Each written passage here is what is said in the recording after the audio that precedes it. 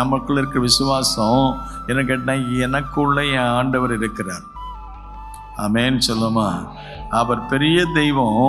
அந்த பெரிய தெய்வம் அந்த இருதயமாகிய கோயிலில் குடி கொண்டிருக்கிறார். இருதயமாக அவர் சொல்ல, இதோ வாசல் படி என்று கதவை தட்டுகிறேன், ஒருவன் சத்தத்தை கேட்டு கதவை திறந்தால் அவன் உள்ளத்தில் வந்து தங்கி அவனோட இருப்பேன், அவனோட போஜனம் பண்ணுவேன், அவன் நடத்துவேன்னு சொல்கிறார். நம்ம கூட இருக்கிறதா உணரணும். ஆமென் அல்லேலூயா. கர்த்தருடைய தூதன் தமக்கு பயந்தவர்களை சூழ பாளையம் இறங்கி அவளை என்ன செய்தாராம்? தப்பு வைக்கிறார்.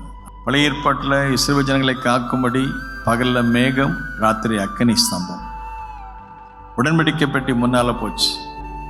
அந்த உடன்படிக்கை பெட்டி தேவ பிரசன்னம், தேவனுடைய சமூகம், தேவ வல்லமை.